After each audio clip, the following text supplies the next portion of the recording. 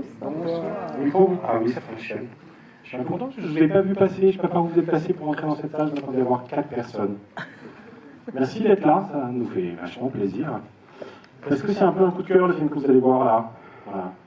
Il faut s'accrocher au début. Hein. Je dis ça, le film va à 3000 à l'heure et on se dit au bout de 4 minutes on ne tiendra jamais.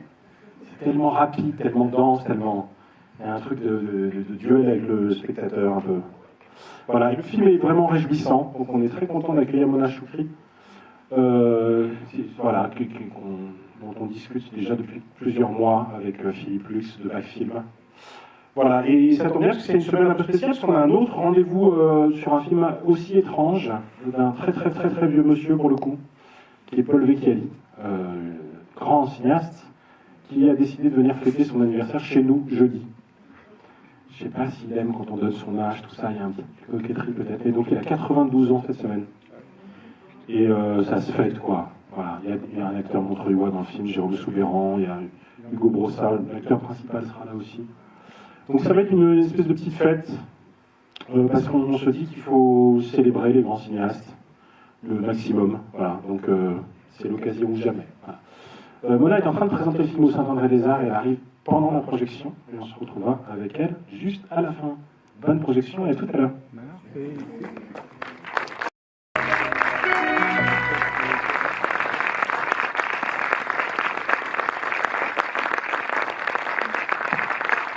Mona Choukri. Et pour l'interroger avec moi, Mathilde Allais, chargée des relations presse du Méliès. Bonsoir. Bonsoir. Merci Monia d'être là, ça nous fait très plaisir. Merci à vous de m'inviter. Au passage, on peut même applaudir le distributeur montreuillois du film, ouais, on triche un peu. Philippe Lux de Backfilm.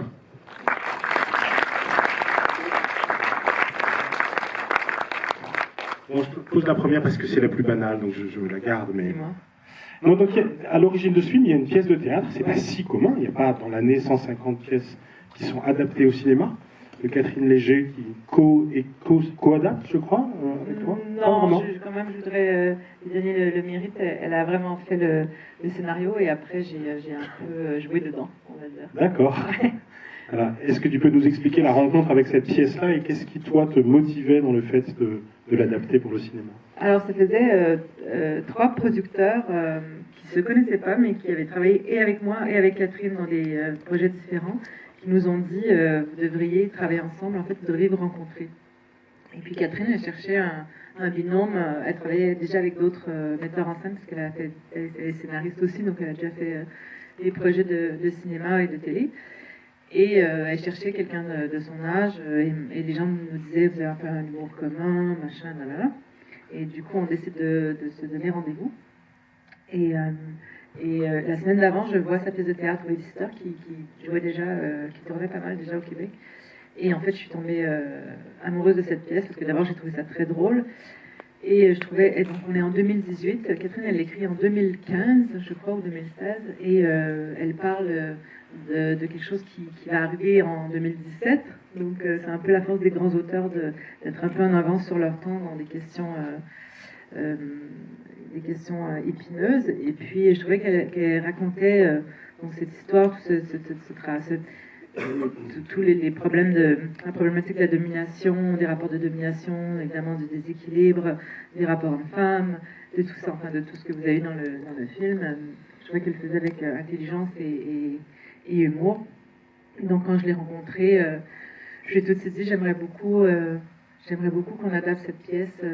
Et puis elle a dit je suis déjà en train de travailler sur le scénario, donc voilà comment ça s'est passé. Et quand je l'ai rencontrée, je sortais de la piscine et j'étais vraiment genre dégueu. Et je suis allée la voir et je lui ai dit je suis désolée Catherine, je suis vraiment au pire de moi-même. Elle m'a dit t'inquiète, moi je suis toujours au pire de moi-même. Elle m'a charmée. Voilà. Et justement, depuis 2017, est-ce que vous avez constaté une évolution dans les rapports hommes-femmes, justement, au vu de la société actuelle? Bah oui, évidemment que le mouvement MeToo a permis de mettre en perspective, de questionner, de changer les comportements. Il y a ce qu'on appelle l'éveil des consciences. Et d'ailleurs, c'est le cas dans la pièce, par rapport à la pièce d'origine. Le geste que posait Cédric, en fait, au départ, il était au départ, ça se passait dans un match de foot américain. Et en fait, Catherine, elle est partie d'une anecdote et qui est devenue une espèce de mode aux États-Unis vers 2015-2016 où des hommes se postaient derrière des journalistes femmes qui étaient en topo live et ils hurlaient ou volaient le micro et ils disaient "fuck right in the pussy", qui était une phrase qui marchait.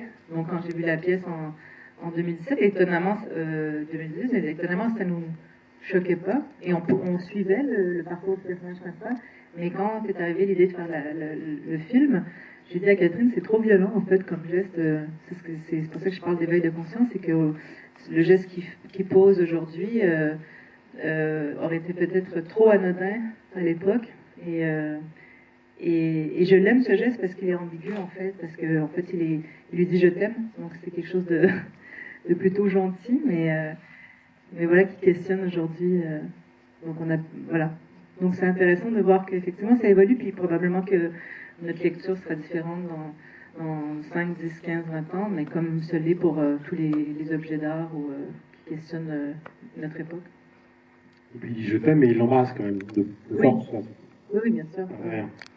Non, je dis ça parce que ça renvoie à des gestes, y compris fait en France sur des plateaux de télé par exemple, et le fait que ça a nourri un certain nombre de débats, ça. Ouais. Il y a même eu des sanctions de journalistes sportifs qui ont fait ça sur des plateaux de télé. Tout ça. Mais on a l'impression que c'est vraiment très très très courant, notamment chez les journalistes sportifs. On peut en voir beaucoup sur Internet. C'est vraiment vraiment courant qu'elles se font déranger, toucher, embrasser. Voilà. Et du coup, tu choisis un geste plus ambigu que la formule initiale, qui était une sorte d'appel au viol. Et en même temps, on a l'impression que le film, au début, y compris parce qu'on ne sait pas encore comment le situer, travaille aussi sur la viralité de ce message qui va tourner en boucle, être adopté par tout le monde et devenir une espèce de gag, parce que c'est quand même ça dans la bouche des gens qui vont le reprendre. Voilà. Et donc, comment est-ce que tu articules ça, cette agression sexiste, avec la viralité qui fait que tout à coup, ce type devient au centre de toutes les attentions et est contraint de remettre en cause ses valeurs et ses pratiques? Je trouvais que c'était intéressant qu'en fait, lui, il n'a pas l'impression de faire un... S'il dit fuck right in the pussy, c'est quelque chose de violent. Il le sait, il est en connaissance de cause. Il l'embrasse un peu naïvement, et en fait, je trouve que c'est plus intéressant puisque c'est le parcours de ce personnage-là qu'on va suivre, et en fait, c'est plutôt quelqu'un qui est dans une misogynie internalisée, c'est-à-dire ça pose beaucoup de questions aussi chez les hommes aujourd'hui qui ne savent plus... qui disent on peut plus rien dire, on peut plus rien faire, qui ont peur, qui ont l'impression d'être surveillés sur chacun de leurs respirations, chacune de leurs phrases. Et c'est ce que j'aime aussi dans l'idée de l'écriture des personnages de Catherine, c'est que c'est pas manichéen en fait, c'est que ça nous permet, nous comme spectateurs, d'avoir presque des questionnements cornéliens, est-ce qu'il a tort, est-ce qu'il a raison, est-ce que c'est trop violent pour lui en fait, toute l'attaque finalement qu'il reçoit, ou en fait non, en fait on a raison de condamner ça. Donc la vie c'est pas tout noir tout blanc, les êtres humains ils sont gris, ils sont voilà, donc il y a ça. Et puis après c'est intéressant aussi sur les médias parce que par exemple le fait que par exemple sa compagnie dit c'est pas les valeurs qu'on veut mettre de l'avant, c'est pas nos valeurs, ça raconte aussi beaucoup sur comment dire, la médiocrité, je dirais, et surtout l'hypocrisie des compagnies aussi par rapport à ça, parce que moi j'en connais même, j'ai des exemples même personnels de gens que je connais qui ont eu, qui étaient par exemple même une femme qui était au Québec, qui était une fille de pouvoir, qui était sponsorisée énormément par plein de marques, et puis il y a eu une dénonciation sur elle, sur un abus de pouvoir, et puis du jour au lendemain, elle a perdu tous ses contrats, et en fait, les compagnies la connaissaient, en fait, tout le monde connaissait, on savait comment elle agissait et tout, donc c'est l'hypocrisie aussi en fait, c'est pas la morale qui dicte les gens, c'est le regard que les gens posent sur nous, ou c'est les intérêts, en fait, qu'on a, donc je trouve que ça pose des questions assez intéressantes, même dans le sous-texte du film. Hein. Et est-ce que finalement la quête du personnage de Cédric fait se rendre compte que les hommes sont davantage attentifs et responsables de leur acte à l'égard des femmes? Pardon, c'est quoi la question? Le personnage de Cédric mène une quête, voilà, pour ses excuses à l'égard de Chantal Tremblay, il me semble. Et c'était finalement une façon de se questionner sur est-ce que les hommes sont davantage responsables de leur acte à l'égard des femmes? En général, ou s'ils sont davantage... s'ils le sont en général. S'ils ont pris conscience, en tout cas. Je ne sais pas, après, s'ils ont pris conscience, je pense que oui. Hein, je veux dire, je pense qu'il y a vraiment des comportements qu'on acceptait il y a 5 ans, qu'on n'accepte plus aujourd'hui, même peut-être il y a 3 ans.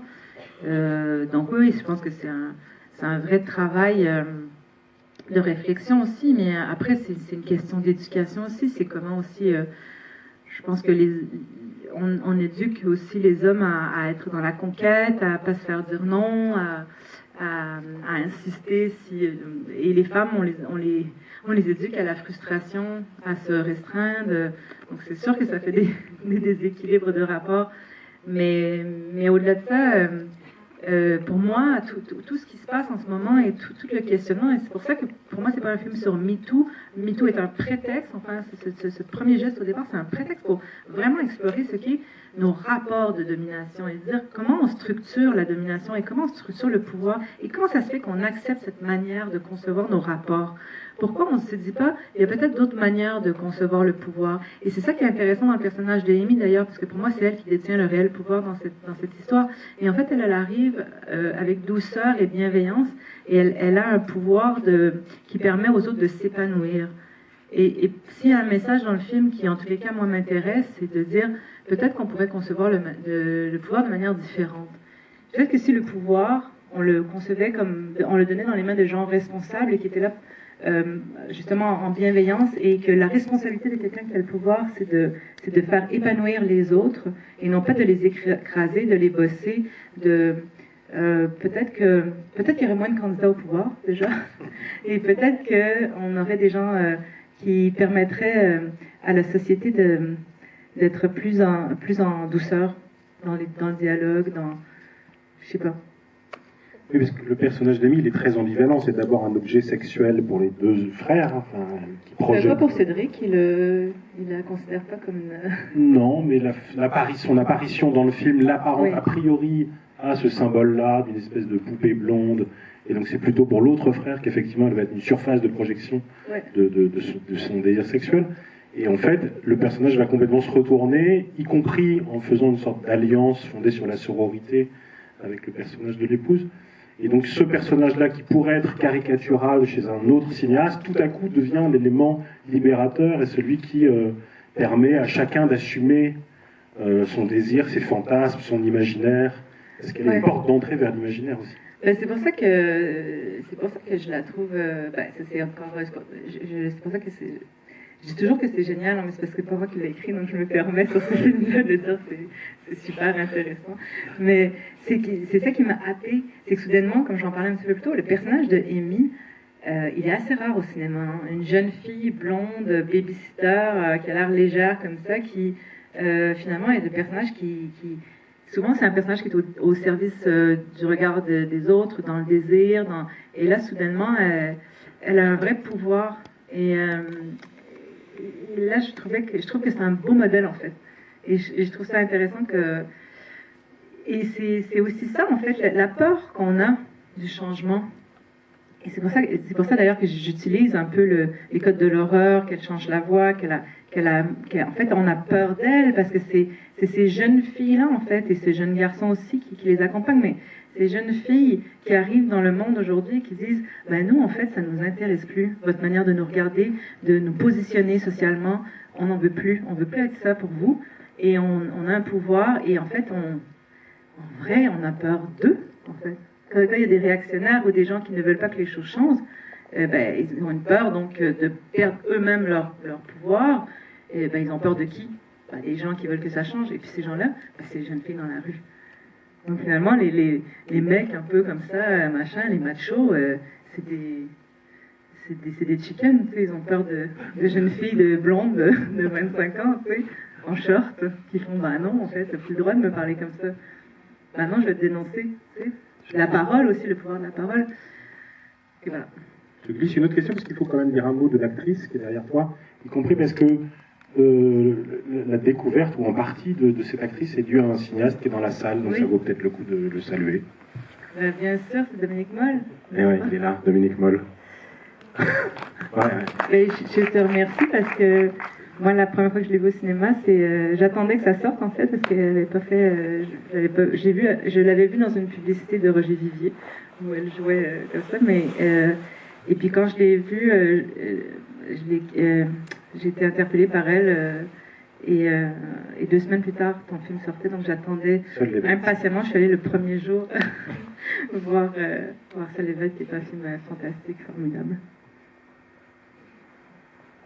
Mais non, voilà, j'adore Nadia. Elle est extraordinaire. C'est une femme que vous allez découvrir dans vos cinémas dans les prochaines années, parce que là, elle est dans le film de Valera Boni Tedeschi qui va être en compétition à Cannes. Les Amandiers. Les Amandiers, le prochain film de Robin Campier aussi. Voilà, donc mais c'est surtout une femme formidable. En plus, elle a fait Hippocane Cannes, je trouve ça extraordinaire. C'est la seule actrice que je connais qui a tout lu Dostoïevski. En effet. C'est assez rare. Mais c'est une fille très drôle et je l'adore, c'est une de mes meilleures amies, comment dire autrement. C'était aussi une rencontre humaine très forte. Je veux bien que tu nous dises un mot du rapport entre les deux frères, parce qu'on parlait tout à l'heure du rapport à la misogynie intégrée, mais pour le coup, l'enjeu du deuxième frère, le journaliste devenu écrivain, c'est quand même de s'approprier, de vampiriser l'histoire de l'autre, pour d'une certaine façon surjouer la culpabilité. Comment tu concevais, toi, cette relation-là si particulière entre les deux frères, et qui est aussi un rapport de pouvoir, d'une certaine façon. Oui, c'est ça, c'est pour ça que je trouve c'est pas juste un film sur les rapports hommes-femmes, c'est sur les rapports, c'est pour ça que j'insiste sur les rapports de domination, parce que c'est aussi les rapports femme-femme, mais c'est aussi les rapports homme-homme, et ça se voit très clairement dans ce rapport-là entre les deux frères. Et encore là, Jean-Michel, moi j'adore, je trouve que c'est un personnage fabuleux et que l'acteur est extraordinaire, Steve Laffont. En fait, il me pose vraiment là, pour le coup, une vraie question cornélienne. C'est-à-dire que même moi, je suis toujours un peu ambiguë par rapport à lui, parce qu'il est quand même plein de bonne volonté, mais en même temps, il s'approprie, enfin, il n'écoute jamais, en fait, le discours des femmes, mais en même temps, alors, je ne veux pas condamner non plus les hommes qui décident de faire un pas vers le combat, la lutte pour l'égalité, mais voilà. Il me fascine en fait. En même temps, je trouve ça intéressant, ces personnages qui luttent contre son propre désir. Voilà. Je ne sais pas comment en parler autrement. Mais il me pose j'ai une espèce de rapport de point d'interrogation à ce personnage. Peut-être un petit mot de mise en scène quand même avant de passer la parole à la salle. Le film est hyper rapide, il est hyper inventif formellement, y compris dans les choix de cadre, dans le choix de composition des images, une espèce d'exigence formelle, y compris dans le dialogue avec d'autres genres cinématographiques ou avec d'autres cinéastes. On parlait des frères Cohen à table, par exemple. Mais on pourrait parler de Dario Argento, par exemple, où il y a des plans qui effectivement font référence à cet univers-là, le cinéma d'horreur ou fantastique. Voilà. Comment est-ce que tu l'as travaillé, ça? Parce que d'une certaine façon, il y a une espèce d'exigence de cinéma qui s'est presque décuplée depuis La femme de mon frère, je trouve. Oui. Voilà. Et qu'est-ce que ça a imposé en termes de rythme? Parce que quand même le film commence à 2000 à l'heure, et du coup il y a un truc où on se dit, mais est-ce que le film va tenir le choc de cette espèce de frénésie? Oui. Et donc on imagine qu'au montage en particulier, ça devait être une sacrée affaire pour trouver le ton et le rythme juste. Mais tout était compliqué dans ce film. Le ton était, on est vraiment sur une fine ligne. Je me souviens même en étalonnage, pour ceux qui ne sont pas familiers, c'est quand vraiment après le montage, on colore le film, en fait, on lui donne des teintes, des tons. Même ça, c'était bizarre parce que le film rejetait certaines couleurs ou si on poussait trop, c'était vraiment. Donc c'est pour ça que l'image est aussi un peu, elle a même une drôle de colorométrie. Contrairement à La femme de mon frère, où je suis allée plus au gros crayon feutre. Mais bon, le premier film, on avait beaucoup trop de choses, je pense qu'on veut. Après. L'exigence de cinéma, elle est aussi parce que le film demandait ça. Tu sais, je ne sais pas si je vais toujours... En fait, c'est parce que là, c'est très léché, machin, parce que c'est un film, c'est un conte. Je pouvais me permettre aussi d'être très... très travaillé sur les plans, mais je ne sais pas si mon prochain film va être aussi... je pense qu'il y aura probablement d'autres choses, hein, d'autres explorations dans mon prochain film. C'est pas forcément... j'ai pas l'impression moi, que j'ai fait genre... ouais, tu sais, j'ai l'impression que c'est parce que c'est le film qui m'exigeait d'aller là. Ensuite, et ça m'exigeait effectivement de... En tout cas, j'ai eu l'instinct de me dire, il faut que je travaille avec les codes de genre, parce que je pensais à cette idée. Il y a plusieurs raisons. La première, c'est parce que comme le personnage d'Amy arrive avec un costume de bonne, au théâtre, il y a des conventions qui marchent. Au cinéma, j'imaginais que ça allait jamais marcher, en fait, que les gens allaient pas... si je gardais le film de manière... Parce que le scénario était très réaliste, hein, il n'y avait pas du tout... il n'y avait rien qui évoquait le genre ou même l'hypnose. C'est des choses que j'ai rajoutées au scénario quand tu me demandes qu'est-ce que j'ai fait dans le scénario. Toutes les respirations quand on est dans le jardin la nuit, Cédric ou Nadine, les patineuses à la fin, c'est des choses que j'ai rajoutées. Quand Amy sort à la fin dans la fumée quand elle part, ça aussi c'est des... mais donc voilà, il y avait ça. Donc déjà au départ, je me suis dit, ok, c'est un conte en fait, c'est pas un film réaliste. Puis j'aimais ce côté de la babysitter qui... j'avais l'idée de l'hypnose en fait, parce que il y a toujours ce truc-là qu'on dit des femmes, des jeunes femmes, ou une belle femme, quand elle rentre dans une pièce, elle hypnotise. Et en fait, ça aussi, c'est quelque chose qu'on plaque sur les femmes. Tu sais, elle rentre, une femme, elle est belle, je dirais, elle vient s'asseoir au restaurant, elle pense pas qu'elle hypnotise les gens. Et dire qu'on hypnotise, ça veut dire qu'on dérobe le pouvoir à quelqu'un aussi. Et donc, je me suis dit, c'est intéressant de jouer avec ça. Et pour moi, c'est clair, mais bon, c'est tout le monde qui le voit, mais pour moi, c'est clair qu'elle hypnotise les trois personnages principaux. Il y a d'abord le moment où elle est... Cédric vient de l'embaucher, puis Cédric écrit, puis elle lui dit « Qu'est-ce que t'écris ?» et tout ça. Il dit « J'écris une lettre », tout ça. Puis lui est en de très gros plans, puis elle marche derrière lui, comme ça, puis elle rentre dans sa tête, puis elle en sort. Puis pour moi, je me suis dit « Ok, c'est numéro 1, elle hypnotise Cédric. » Ensuite, avec moi, c'est un peu plus clair quand je dis que je fais une crise d'anxiété. Et puis il y a le moment de chant avec Jean-Michel. Et ça me permettait à partir du moment où ils étaient en hypnose, ça me permettait d'explorer les endroits plus fantastiques, en fait.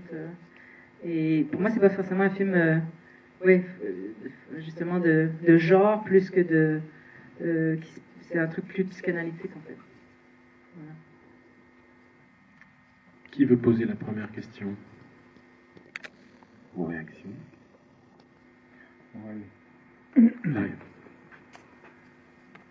Désolé, mais moi, vous m'avez perdu, parce qu'il y a plein de choses, plusieurs sujets qui se mélangeaient, et trop de choses. Simplifier, et un seul sujet, parce que là, moi, je suis perdu. Autre chose, peut-être qu'il fallait traduire les chansons. Je ne sais pas si ça avait un plus par rapport au film où c'était simplement sonore, mais pour un Français, l'anglais, moi ça ne me parle pas, donc après c'est juste de la musique, mais si les paroles sont intéressantes par rapport au sujet, peut-être qu'il faudrait sous-titrer. Comme par exemple, là vous êtes rentré, vous avez dit une phrase en anglais qui vous paraissait importante, moi je suis incapable de traduire, donc je ne sais pas ce que ça veut dire. Donc, Poussy, je sais pas quoi, là.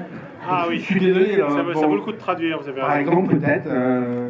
Ça veut dire baise-la droit dans la chatte. Ça ressemble à du Gainsbourg quand il a vu. Moi j'avais une question, je voudrais savoir quelle est la langue du poème C'est du finnois. Nadia, elle est finnoise et polonaise. Et puis j'ai décidé c'était pas dans le scénario non plus, mais quand j'ai su qu'elle était finnoise, j'ai trouvé ça intéressant qu'on utilise cette langue parce que c'est presque une langue elfique. En fait, le finnois, ça n'a aucune racine commune avec aucune autre langue. Donc si on parle pas finnois, on ne sait pas ce que c'est en fait. Donc, et je trouvais que ça a rajouté à l'étrangeté de... Mais c'est peut-être un petit peu compliqué, ça fait beaucoup de choses quand même.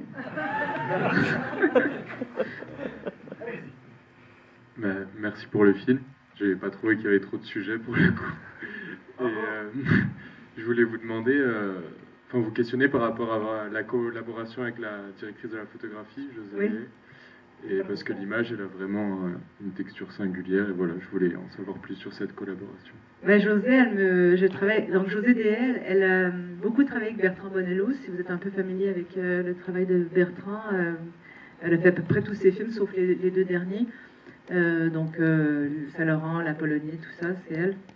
C'est une grande chef opératrice. Et j'ai eu la chance de la croiser très rapidement dans ma jeune carrière de cinéaste sur mon premier court-métrage. Elle a accepté gentiment de venir tourner avec moi. Et ensuite, on a fait La femme de mon frère ensemble et celui-ci.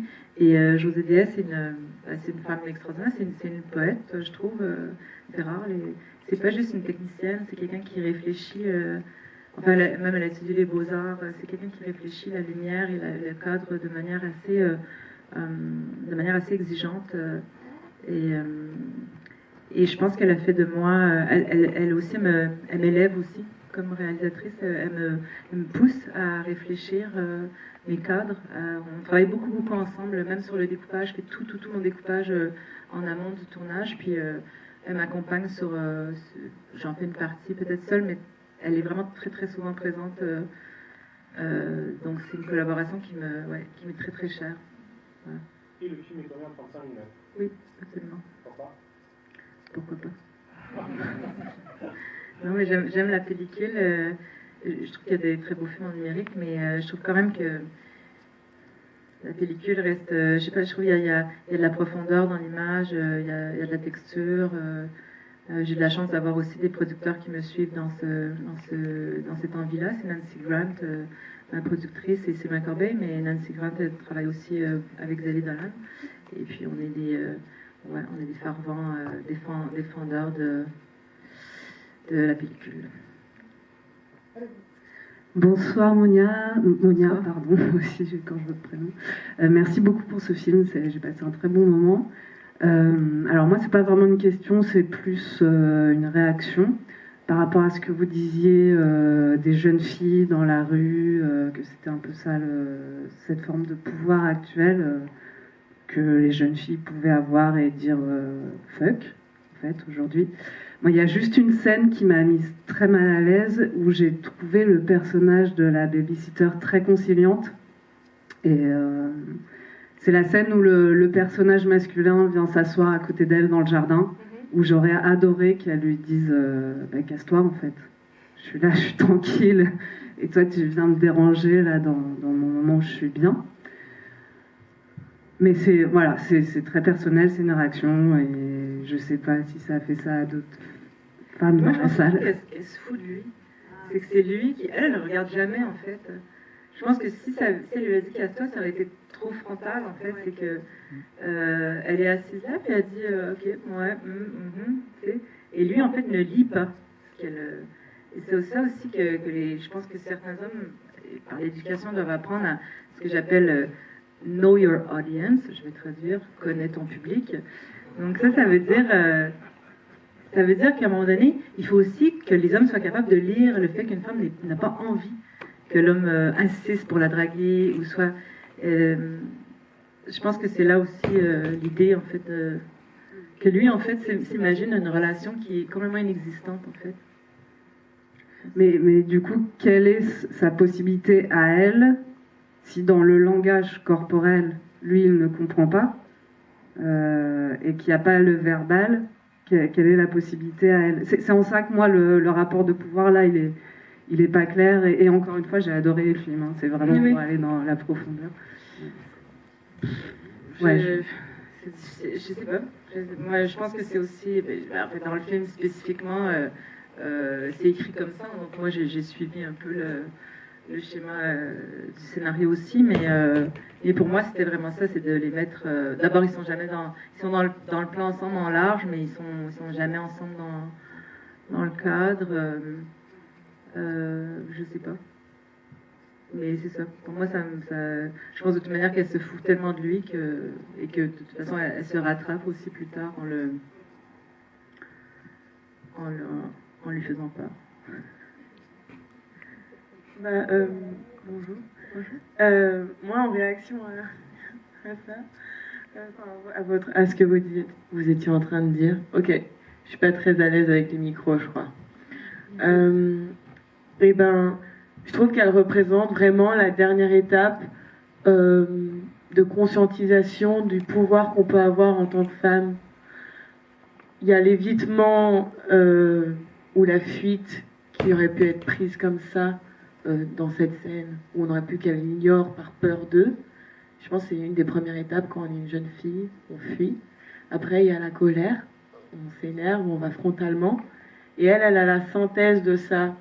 C'est qu'elle sait qu'elle peut faire les deux, elle sait s'adapter à toute situation et elle sait qu'elle est en totale puissance. Donc moi, je trouvais que c'était très très bien dépeint parce que ça suit tout le long du film. Tout le long du film, il y a un fil rouge de c'est elle qui est dans le pouvoir. Et dans l'idée du rapport de domination, eh ben, elle domine pas en fait. Elle est juste hyper centrale dans son pouvoir. Oui, c'est pour ça que je dis que c'est pas de la domination, elle exerce un pouvoir, c'est pas la même chose. Et c'est pour ça que je la trouve très forte. Et moi, ma question du coup, c'est pourquoi l'avoir fait comme... Enfin, avoir immiscé un certain doute de cette personne comme une entité un peu fantastique, céleste, comme si c'était limite, enfin pour moi peut-être de mon point de vue, quelque chose de très dur à atteindre, d'un point de vue personnel. Ah ben c'était pas l'intention en fait, c'est vraiment juste parce que, comme j'ai dit un peu plus tôt, c'est assez technique, hein, comme j'ai dit un peu plus tôt, je tiquais sur l'idée qu'un personnage dans un film réaliste arrive en costume de bonne. Parce que je me suis dit, si elle arrive dans une famille normale, réaliste, en costume de bonne, ils vont lui dire, mais casse-toi en fait, c'est pas... Mais le fait que... Parce qu'ils acceptent la convention. Et que ma cape aussi, elle a accepté, donc il fallait que je... Et je trouve que c'est plus intéressant quand même, et en plus c'est vraiment, l'auteur elle l'a écrit vraiment comme son influence principale c'est Mary Poppins, hein, donc il y avait vraiment l'idée du conte. Et puis après je pense pas qu'elle est inatteignable, mais je pense aussi que de raconter cette histoire dans quelque chose de plus... qui appelle plus à l'imaginaire et à la folie et plus intéressant pour dialoguer après sur les sujets que de faire un film hyper réaliste. J'avais pas envie de ça en fait. J'avais envie que les gens soient aussi galvanisés et joyeux en sortant du film. Qu'ils soient pleins de couleurs, plein de... tu sais, que ça soit un peu joyeux. Que je pense que la lutte, elle peut être aussi joyeuse. Et ça permet le dialogue, la comédie, l'humour, ça permet aussi de traiter de ce sujet-là et d'en parler avec... Moi, je viens d'un territoire où les relations hommes-femmes sont les plus égalitaires dans le monde avec la Scandinavie. Notre rapport à la lutte féministe, elle est vraiment décomplexée. Et elle est assez acquise et comprise... Et donc, j'arrive ici et je me rends compte que il y a beaucoup de travail. Mais voilà. Donc, j'arrive avec une parole qui est assez douce, en fait. Parce que ça peut être aussi fait dans le respect des autres. Je pense que quand on est en colère, quand on est belliqueux, c'est pas une très bonne façon de dialoguer. Dans le film, il y a un rapport au genre, on l'a dit tout à l'heure, mais tu parles du conte ici, et c'est vrai qu'il y a des contes assez clairement convoqués par le costume, par exemple. On pense à Blanche-Neige ou au Petit Chaperon Rouge. Et on voit bien que tu les réécris dans une version, pour le coup, plus favorable au personnage féminin. Il y a quelque chose de cet ordre-là qui résonne avec la façon dont tu traites le genre cinématographique, notamment le cinéma d'horreur ou fantastique, comme si tu retournais là aussi les codes pour redonner une place centrale aux femmes. Est-ce que tu peux nous parler de ça, de ce travail de subversion des codes, des genres littéraires ou cinématographiques? C'est intéressant que tu dises code des genres aussi, parce que c'est aussi la déconstruction des genres dans le film. Et c'est aussi par là que ça arrive dans ma réflexion, c'est-à-dire que par Amy, en fait, par la babysitter, il y a mon personnage, Nadine, va explorer donc les attributs les qualités qu'on offre à un homme ou qu'on exige d'un homme ou ce qu'on s'attend d'un homme. Donc elle les explore et puis à l'inverse, et on l'a fait même dans le code couleur. Moi je commence comme un fantôme et je finis en rouge sang. Et le personnage de Cédric va faire le chemin inverse, il commence avec des couleurs très fortes, et puis il va terminer presque crème, pâle, rose, jusqu'à cette fameuse scène presque de viol, en fait, dans la forêt. Et en fait, c'est par l'exploration du genre, dans la déconstruction du genre, et donc l'exploration du genre de l'autre, qu'à la fin, ils sont capables, dans le lit, de se retourner, de se regarder dans les yeux, et de se dire peut-être qu'à partir de ce moment-là, si on décide que en fait le genre c'est une construction et qu'on peut le déconstruire, on va être beaucoup mieux dans notre peau, chacun de notre côté. Parce que je pense aussi que la lutte, elle n'est pas juste les femmes qui prennent la place. Je pense que aussi la lutte, elle est faite pour les hommes aussi. Il y a plein d'hommes qui n'ont plus envie de ces codes-là, qui n'ont pas envie, qui c'est lourd pour eux d'être obligés d'atteindre quelque chose qu'on attend d'eux, qui n'ont peut-être plus envie de vivre. Hein. Donc, je pense que c'est si on s'équilibre justement dans le, en disant ben, on a le droit d'aller pêcher dans le genre de l'autre, ou dans ce qu'on attend du genre, chacun de notre côté, ben, on peut se rééquilibrer un peu. Donc il y avait ça. Pour aller parler plus techniquement des genres, ben, en fait c'était, mais moi je suis assez je sais pas, je marche beaucoup à l'instinct aussi, donc évidemment que j'avais dans la tête les contes, quand j'ai pensé à la Cape, ben, j'ai pensé à Peau d'Inde, j'ai pensé donc à Delphine Seyrig qui est aussi dans un film que j'adore, qui était une des références du film, qui est Les Lèvres Rouges d'Harry Kumel, avec la musique de François de Roubaix, qui était aussi une référence pour la musique du film créé par Émile Sornin. Et puis en même temps, j'aimais que ce soit Delphine Seyrig, puis la Cape, parce qu'on fait Delphine Seyrig, qui a été une de mes actrices préférées, et surtout qui a été un peu handicapée dans sa carrière parce qu'elle était très féministe et ouvertement. Et donc je trouvais c'était intéressant de faire des parallèles avec ça. Voilà, après j'ai plein de références. Schlondorf, le film de Schlondorf, qui est le premier film qui a été fait sur la Servante écarlate, en fait, avant d'être une série, c'est un film de 1980, quelque chose comme ça, 90 même, je crois, je sais plus, 90.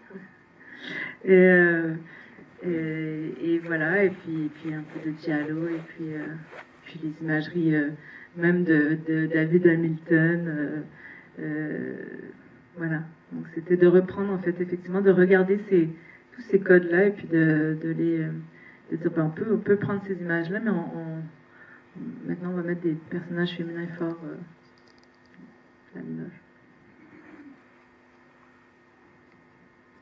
Merci, bonsoir. Merci beaucoup pour ce film. Je pense qu'on peut le digérer encore pendant plusieurs jours. Moi, j'avais une question, et j'ai l'impression qu'il y a un début de réponse dans tout ce que j'ai entendu jusqu'à maintenant. C'est que j'ai vraiment l'impression qu'il y a un déclic au moment où il y a ces costumes qui sont vêtus, hein, à la fois la babysitter qui se déguise en bonne, et aussi votre rôle qui se déguise avec sa cape. Et j'ai vraiment l'impression qu'il y a une relation thérapeutique de psychanalyse démarre à ce moment-là, et que finalement c'est le cadre de cette psychanalyse qui fait que les personnages arrivent à avancer. D'ailleurs, elle le dit très bien, hein, ils se sent mieux avec sa cape parce que justement elle est dans son rôle. Et vraiment ça culmine avec justement la scène du viol, et ça libère du quasi-viol, et ça libère finalement aussi le Amy à la fin.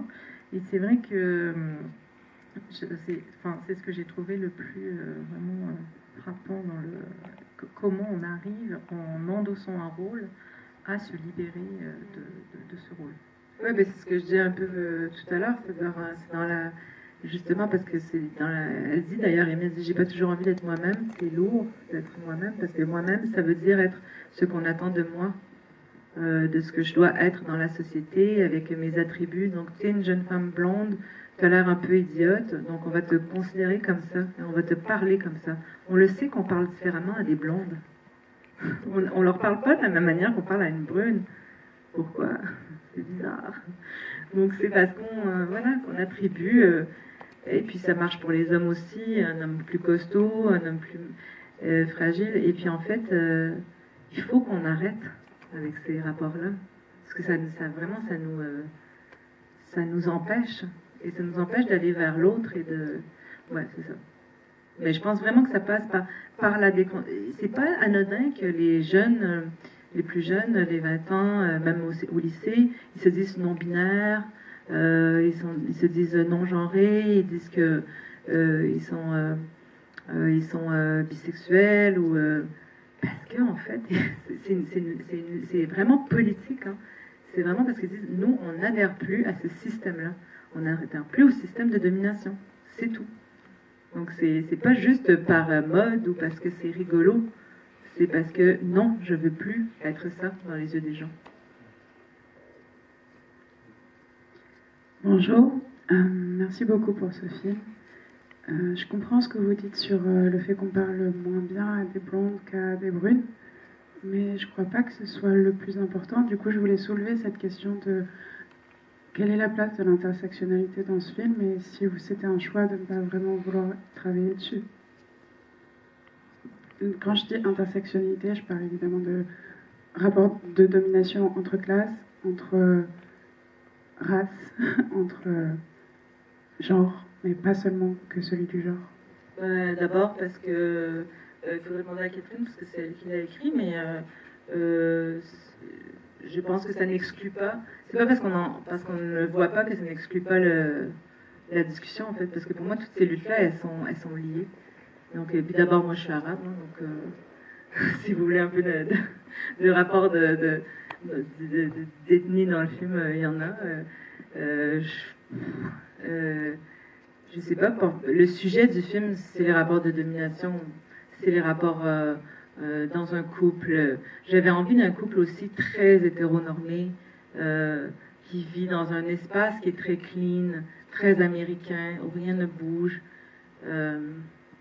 Après, Amy aurait pu être noire aussi, mais pour moi, c'est même pas un sujet. Je veux dire,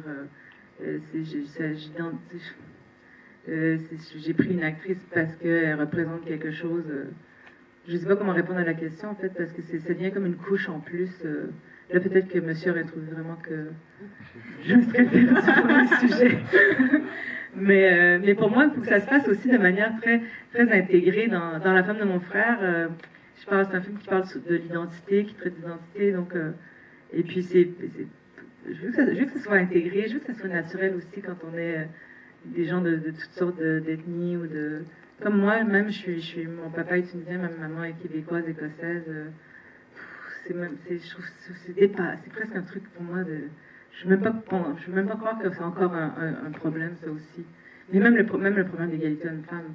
C'est pour ça d'ailleurs qu'ils ont un peu un côté ancien aussi dans le film, un peu vintage, parce que je me dis, le sujet est tellement grotesque pour moi, je ne comprends pas qu'en 2022, on soit encore pris dans ce truc-là.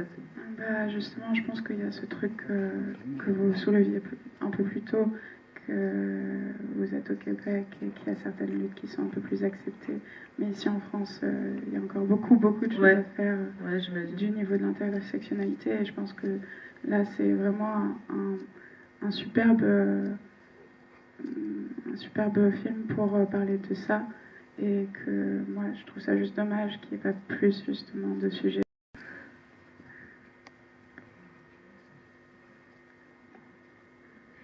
Bonsoir, merci beaucoup pour votre film et pour votre présence. J'avais juste une question qui était peut-être plus terre à terre pour le coup. C'était simplement sur le rapport que vous pouviez avoir du coup en étant à la fois réalisatrice et actrice. Ouais. Est-ce que ça a pu changer peut-être par rapport à la film de mon frère? Enfin justement, est-ce que c'était une idée que vous aviez déjà à ce moment-là et que vous n'avez pas pu faire à ce moment? Non, pas du tout. Non, je pensais même pas jouer dans le film en fait. Ce qui s'est passé, c'est que j'avais le scénario dans les mains depuis un an. Je travaillais avec Catherine sur le projet. Et puis c'est elle qui est venue vers moi avec le producteur en me disant on pense que tu serais super pour jouer Nadine. Donc j'étais un peu surprise, j'avais pas réfléchi à ça. Donc j'ai relu le scénario en me posant la question.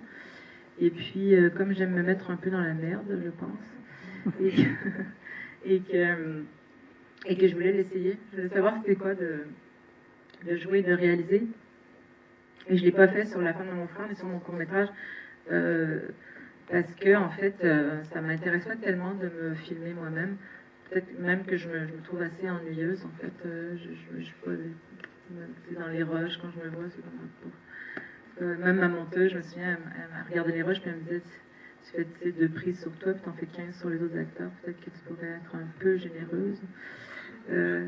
Donc, voilà, mais c'était intéressant de faire ce travail-là, puis de voir comment... Après, j'étais bien entourée, c'est des acteurs que j'aime beaucoup et avec qui on avait une belle complicité, donc c'était quand même aisé de travailler avec eux, mais c'est sportif, et puis voilà. Puis comme le personnage était en mineur aussi, je me disais que c'était peut-être plus facile à jouer, comme elle était épuisée, il n'y avait rien à jouer, là, comme je suis réalisatrice, puis je suis déjà épuisée. Moi-même, je me disais, ça va être facile, mais bon, c'était quand même pas si facile, voilà. Mais j'en ferai pas une habitude, je pense. Tout à l'heure, vous avez évoqué l'avance que vous avez au Québec en féminisme. Et moi, je veux confirmer ça, parce que dans les années 80, un 8 mars, qu'on appelait à l'époque la fête des femmes. On ne parlait pas des femmes, on parlait de la fête des femmes. Et il y avait Pauline Julien qui était venue. Ah ouais. Et entre 2 chansons, elle avait commenté une pratique du Québec qui s'appelle la prise du paquet. Vous voyez ce que c'est? Non. Je pense que je peux imaginer ce que c'est la prise du paquet. En fait, j'ai une idée vraiment tordue. Je sais pas si c'est ça. C'est ça? Mais qu'est-ce que vous voulez dire par la prise du paquet, Pauline Julien? La main entre les jambes. La main entre les jambes. Mais qui faisait ça? Les femmes faisaient ça aux hommes? Oui. Eh ben. Ça a changé. Je pense qu'elle serait aussi accusée de MeToo. Ça va dans les 2 sens. Hein? La prise du paquet. C'est vrai que le paquet chez nous, c'est. Vous dites ça ici, non? Que le paquet. Pour mettre en fuite le gêneur. Pauline Julien était Ah, sur c'était scène. si on se fait agresser? Oui. Ah oui, ok, d'accord. C'est une technique de... je comprends. Pas de mine, Ah, pas de mine. oui, je comprends. Pas de mine. Pauline Julien était sur scène avec Anne Sylvestre. C'était Ah ouais. un spectacle assez Extraordinaire. Qui pose la petite dernière? Ouais. Bonsoir, merci pour ce film. Petite question, j'ai vu dans les remerciements venant d'Iris Bray. Oui. Je voulais juste savoir quels étaient vos rapports. Iris, je l'ai rencontrée il y a je sais pas, 2-3 ans, parce que il y avait un projet télé qui voulait refaire un peu comme Tous les garçons et les filles. Est-ce que c'était ça la série oui, sur Arte? Ouais. Oui. Donc il voulait faire ça, et puis Iris Bray était un peu genre curateur du projet. Pardon, j'ai pas le mot en français de curateur, je dirais commissionnaire. Ouais, commissaire. Commissaire. Et donc c'est comme ça qu'on s'est rencontrés. Finalement, le projet s'est pas fait, mais on est resté en contact, et puis on a échangé. C'est une fille. Iris, elle a vécu 10 ans aux États-Unis, et ça paraît quand même dans son rapport à l'image et au monde, et sa lutte sur l'égalité. Et puis je lui ai demandé en fait de venir voir le film quand le montage, la copie de montage en fait, pour avoir son avis sur le regard féminin. Donc c'est comme ça que voilà, et c'est une amie. Donc, voilà. En fait c'est intéressant, elle était ravie, mais elle m'a dit elle n'était pas d'accord avec la scène à la fin. Quand Cédric et le personnage de Nadine se couchent justement dans le lit et se retournent pour se regarder. Pour elle, elle disait faut enlever cette scène-là. Elle est plus loin que moi elle dit genre non. Est-ce qu'il n'y a pas de réconciliation possible? Pour elle, il n'y a pas de réconciliation, ouais. Mais bon, ça, ah oui. c'est son avis. Hein. Je l'ai gardé quand même. Parce que moi, je crois qu'il y en a. Il faut. Je veux dire, sinon quoi? On se choisit le dos. On se tourne le dos, ouais. Peut-être une petite dernière, juste pour savoir, parce que vous allez bientôt tourner un nouveau film, ce qui est quand même extrêmement rapide. On peut avoir un petit scoop sur le sujet? C'est pas un scoop, hein, parce que c'est écrit publiquement, mais je peux vous dire, oui, ça s'appelle Simple comme Sylvain. Et c'est une histoire sur le couple, en fait. C'est une étude sur le couple, pardon. Et c'est l'histoire d'une femme à l'aube de la quarantaine qui vit en couple avec un homme ils sont dans une vie sociale urbaine très foisonnante, ils sont profs d'université, et puis ils n'ont pas d'enfants, mais ils achètent une maison de campagne, et puis le jour où elle doit aller voir l'entrepreneur pour les travaux, en fait son mec ne peut pas venir. Donc elle y va et elle tombe follement amoureuse de cet homme rustre et modeste, et elle va tout plaquer pour vivre cette passion avec cet homme. Et c'est à la fois une étude sur le couple, sur le fait que le couple, en fait, avant d'être un acte privé, c'est un acte social, pour l'approbation de son environnement, pour que ça marche.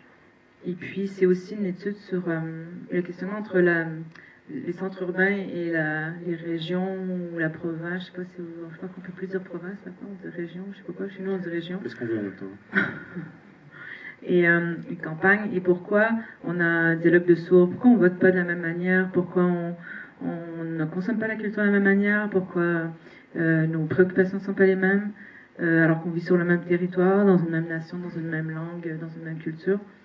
Donc voilà. Quelque chose me dit que ces questions résonnent avec une situation politique française. Enfin, je sais pas. Mais je pense que c'est un sujet universel aussi parce que ça résonne dans tous les pays en fait. Donc, je sais pas si je vais résoudre, mais... La suite au prochain épisode. Merci beaucoup, Monia Chokri. Merci. Merci, Mathilde.